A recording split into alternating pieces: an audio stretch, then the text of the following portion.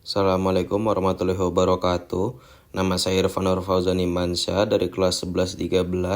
Hari ini saya akan membahas tentang dinamika kependudukan geografi. Yang A, pertama, faktor dinamika dan proyeksi kependudukan. 1. Dinamika penduduk. Penduduk Indonesia adalah semua orang yang berdomisili di wilayah geografis Republik Indonesia selama 6 bulan atau lebih, dan mereka yang berdomisili kurang dari 6 bulan tetapi bertujuan untuk menetap. Dinamika penduduk dapat dilihat dari besarnya pertumbuhan penduduk. Pertumbuhan penduduk merupakan keseimbangan dinamis faktor-faktor yang menambah jumlah penduduk dengan faktor-faktor yang mengurangi jumlah penduduk. Ada faktor alami dan faktor non-alami. Faktor alami ya kelahiran dan kematian, dan faktor non-alami ya migrasi. Selanjutnya, angka kelahiran atau natalitas. Angka kelahiran merupakan angka yang menggambarkan jumlah kelahiran hidup dalam suatu wilayah pada periode tahun tertentu. Beberapa faktor yang mendukung kelahiran atau pronatalitas, pernikahan pada usia muda, tingkat kesehatan, asumsi bahwa banyak anak berarti banyak rezeki, kebutuhan tenaga kerja khususnya di daerah agraris tradisional, kurangnya informasi tentang pentingnya program keluarga berencana. Selanjutnya, angka kelahiran dapat diklasifikasikan atas angka kelahiran crude birth rate atau CBR, angka kelahiran umum general fertility rate atau GFR, dan angka kelahiran menurut kelompok usia ASBR. Beberapa faktor yang menghambat kelahiran atau antinatalitas, pelaksanaan program keluarga berencana, asumsi bahwa anak sebagai beban keluarga, pembatasan tunjangan anak dari tempat kerja orang tua, dan penundaan usia pernikahan. Selanjutnya, angka kematian mortalitas. Angka kematian atau disebut mortalitas menunjukkan jumlah kematian per 1000 penduduk dalam periode tahun tertentu. Beberapa faktor yang mendukung peningkatan angka kematian: rendahnya kesadaran akan pentingnya kesehatan, kurangnya fasilitas kesehatan yang memadai, kecelakaan lalu lintas, bencana alam, dan perperangan.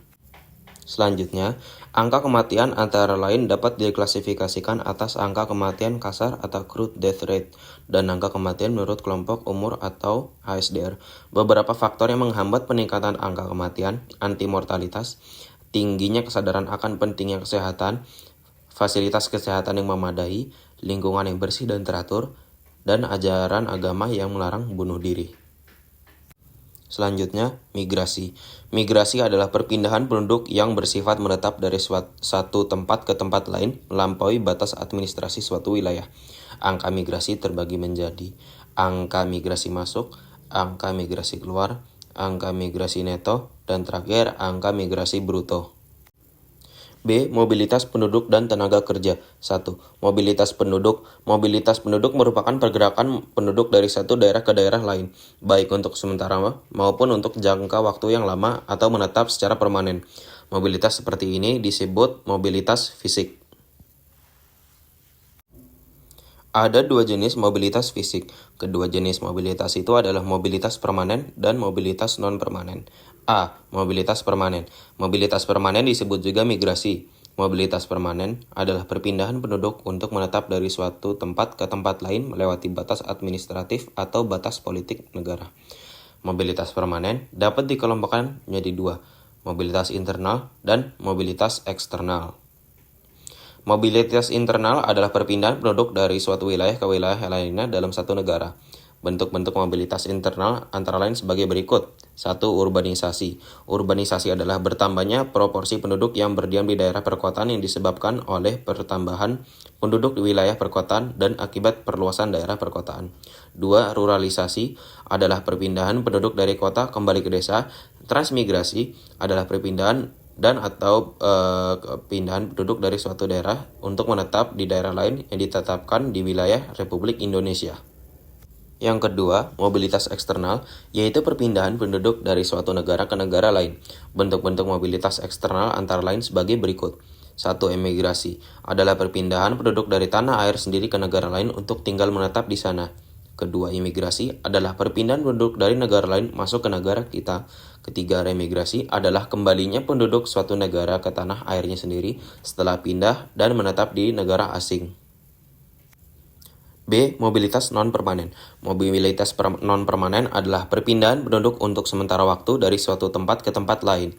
Mobilitas non-permanen dapat dikelompokkan menjadi 1. Komutasi dilakukan dengan pergi pulang dalam tempo kurang dari 24 jam. Sirkulasi adalah bentuk mobilitas penduduk non-permanen dilakukan dengan menginap di tempat tujuan untuk sementara waktu. C. Mobilitas pekerja. Pola mobilitas tenaga kerja umumnya mengikuti pola mobilitas penduduk. Berdasarkan mobilitas tenaga kerja, ada 2 tipe tenaga kerja, yakni stayers. Stayers adalah tenaga kerja yang bekerja di lokasi yang sama dengan lokasi tempat tinggalnya. Movers, tenaga kerja yang bekerja di lokasi yang berbeda dengan lokasi tempat tinggalnya. C. Kualitas penduduk dan indeks pembangunan manusia. Kualitas penduduk merupakan faktor penting yang menentukan maju tidaknya suatu negara. Ada beberapa aspek penting bagi kualitas penduduk, yaitu kesehatan, tingkat pendidikan, pendapatan per kapita, dan indeks pembangunan manusia. D. Bonus demografi dan dampaknya terhadap pembangunan. Bonus demografi merupakan bonus yang dinikmati suatu negara karena besarnya proporsi penduduk produktif rentang usia 15-64 tahun dalam evolusi kependudukan. Bonus demografi akan mencapai puncaknya sekitar tahun 2020 sampai dengan tahun 2030. Permasalahan yang diakibatkan oleh dinamika kependudukan.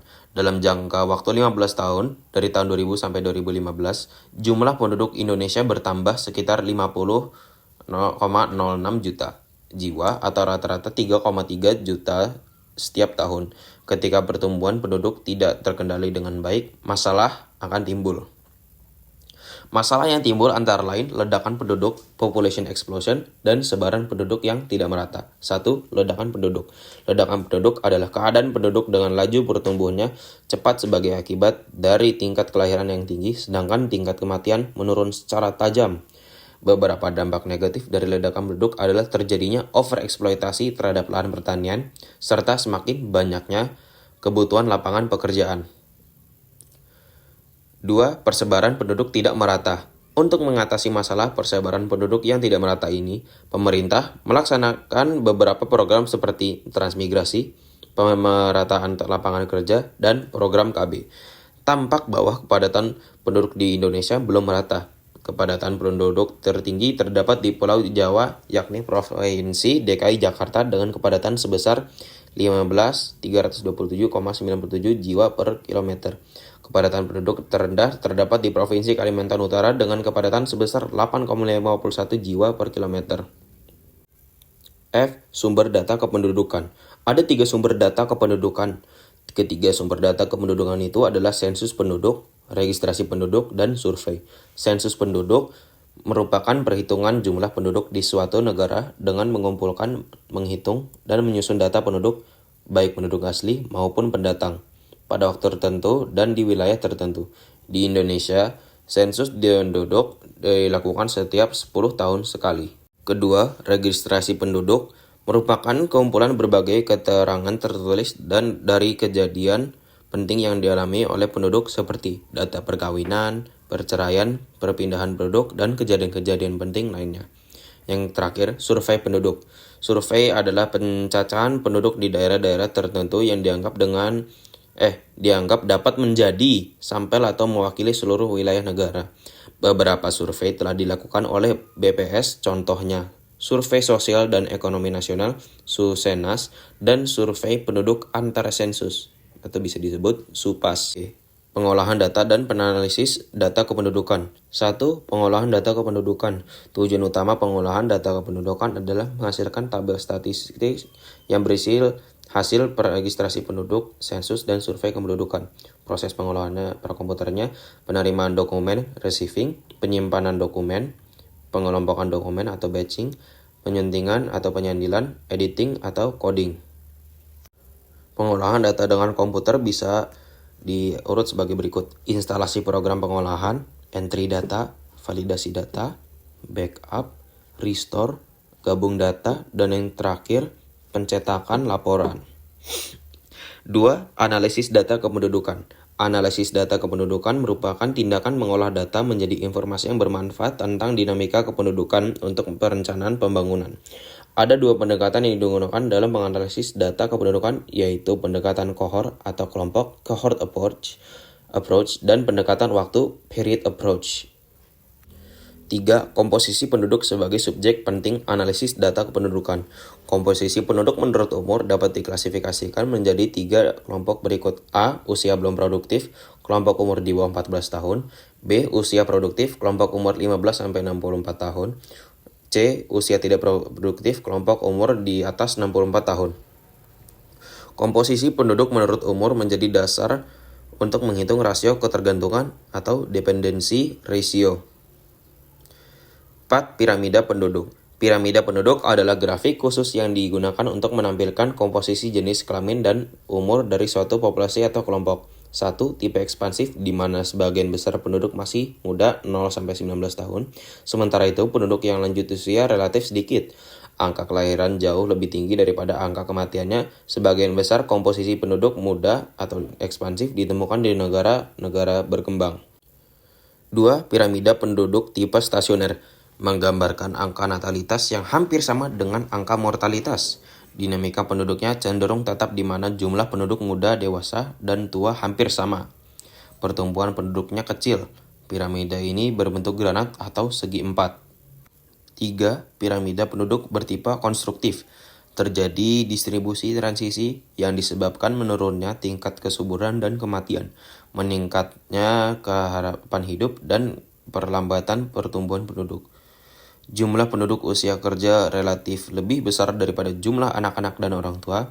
Piramida ini berbentuk sarang tawon atau batu nisan, atau bisa disebut guci terbalik. Selesai. Terima kasih telah mendengarkan saya. Wassalamualaikum warahmatullahi wabarakatuh.